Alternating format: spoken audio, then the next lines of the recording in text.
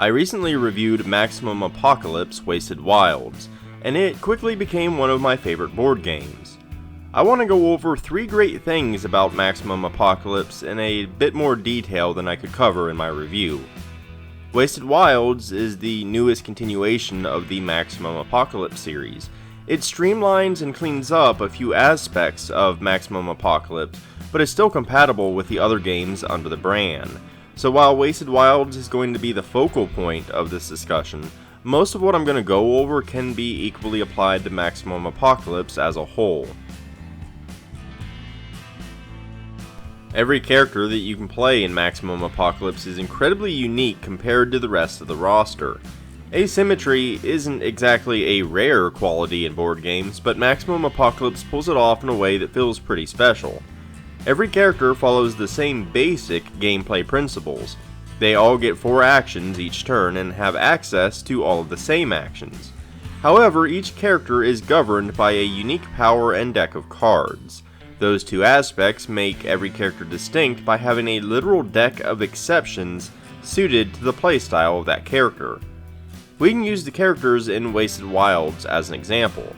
On the surface, the Contractor fits into the tanky character archetype, with terrible stealth and high HP, but that's merely the Contractor's surface layer. Peel it back and there's a lot more to the character. The Contractor is actually pretty great at single target damage and crowd control, but many of their effects come at the cost of hurting themselves or increasing their hunger. They can place barricades to block monster spawns, and also use nail bombs to remove any tokens that manage to get through. They are capable of supporting their friends by tackling a creature, using a flare gun to draw attention to themselves, or chucking a monster into another monster. When it comes to fighting head-on, they have a flamethrower for crowd control and a saw launcher for the big ones, but they come with extra risks and costs. Regardless, the Contractor is more than a loud tank, even if they also fulfill that role. But you have to compare the Contractor to another character to truly understand just how each of them stands out. The Chef is described as a supporting character in the rulebook, and that makes sense too. The Chef has abilities to help keep the team fed, and they even have herbs and spices that can remove status effects from players. However, the Chef is also a functional assassin. If they have a knife equipped, they can literally destroy any non-boss monster with Butcher, be it a bear, mammoth, or even an Allosaurus. Without Butcher, they still do serious damage with knife throw, especially if they have a sharpener in play. Another nifty feature is the fact that the Chef doesn't have a single card that uses ammo or fuel. It's one less thing for them to be concerned about. Now the thing is, both the Chef and Contractor have weaknesses too. The Chef has trouble handling swarms of monsters, and the Contractor can struggle with health and hunger, since they have a tendency to spend both. It balances out their strengths quite nicely.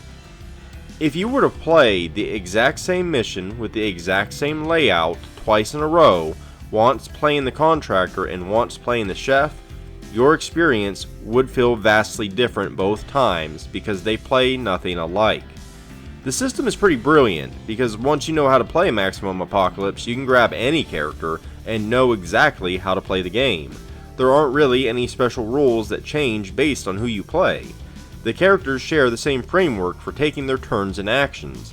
However, their playstyles differ greatly within that framework, and that's a sign of pretty great game design. One of the most standout aspects to me is how you can feel the absence of a character whenever they aren't being played.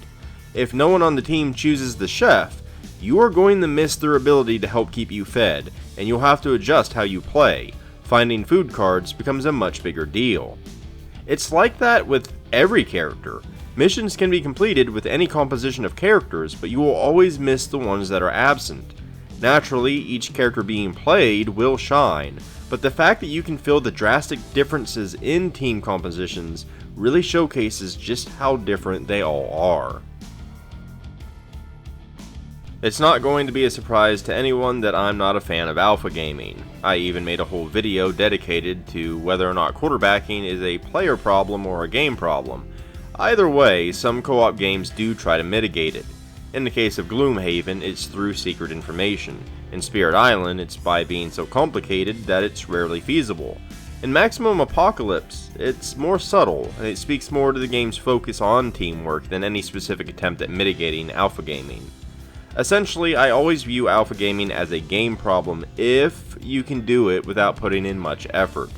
Maximum Apocalypse already wins out here simply due to the gameplay.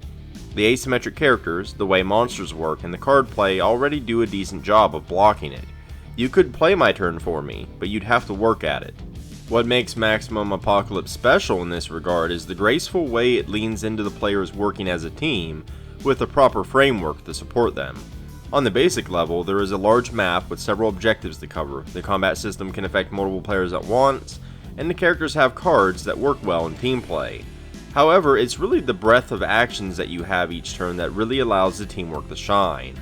In most co-op games, even the most innocent suggestion could make it so that you don't really have a turn. If you only get to do one thing, and spend that thing performing another player's request, it doesn't feel great. But in Maximum Apocalypse, you get 4 actions each turn, and some cards can grant you even more. Now, in my experience, most communication in Maximum Apocalypse is open-ended. I need help with this bear, or we need to get the driver some food. However, even when it gets more specific, you aren't losing your whole turn. For example, I might say, hey, if you move next to me, I can finish off that monster for you. Now that's a perfectly reasonable request to make. Now, if you spend an action to move next to me to receive my help, you still have 3 other actions to play your turn. My request doesn't consume your whole turn, or even half of it. That alone makes the game's teamwork feel more rewarding and less like someone at the table is controlling multiple characters.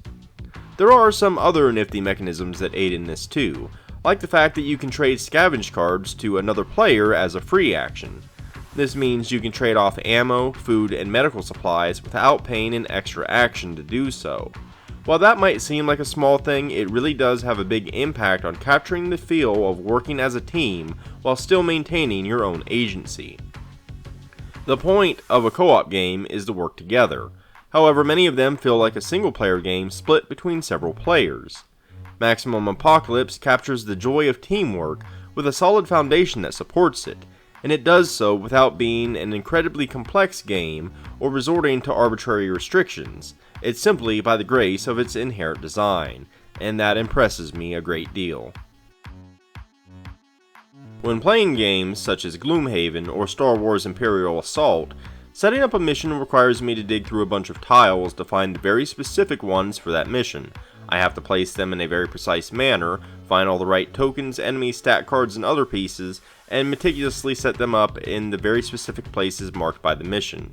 I do enjoy those games, but I'd be lying if I said the work required to play them didn't deter me more than once. Wasted Wilds makes it easy. Now, it does take slightly more effort with the rest of Maximum Apocalypse, but nowhere near the degree of effort that similar games require. This is largely due to the freeform nature of the map and how enemies work. A map layout can usually take any form you wish. Make it a rectangle, a set of 2 islands connected by tunnels or vaults, the shape of an L, or anything else you want. At most, a given mission's rules are going to have you place an objective marker or 2 a set distance away from the starting tile. That's it. There are no terrain features to place beforehand, just some cards to shuffle. Since enemies spawn during the game, not beforehand, there's no time spent digging out specific miniatures, standees, or tokens before you start playing. You just combine a couple of card sets to form the monster deck. It all makes setting up the game fast and easy. However, that's not the only advantage. Different layouts add more replay value to missions you've already played before. It also serves as a pseudo way to adjust the difficulty. A complex or inconvenient layout will be more challenging than a straightforward and simple one. The nature of the tiles also helps with the mental repetition. Instead of going through the exact same rooms that are just oriented differently, the locations are more abstract, just square representations of gas stations, dunes, or ice-covered cliffs. It makes exploring them feel less repetitive, since the timing and place of their effects can still vary each game. I'm also a pretty big homebrewer, and the freeform nature lets me create my own missions and campaigns easily. In fact, the entire game is kind of a great foundation for homebrew content, but that's a video for another time. Suffice it to say, I think Maximum Apocalypse is criminally underrated and should rank much higher on BoardGameGeek. If you're interested in hearing more about it, you could check out my official review of Wasted Wilds. However, you can probably expect more Maximum Apocalypse content from me in the future. If you enjoyed this video or found it informative, consider liking and subscribing. It definitely helps me out a great deal. I've also left several links down in the description below, including to my website, where you can find the bulk of my written content. However, I've also left links to my Twitter, Instagram, Ko-fi, Patreon, and more.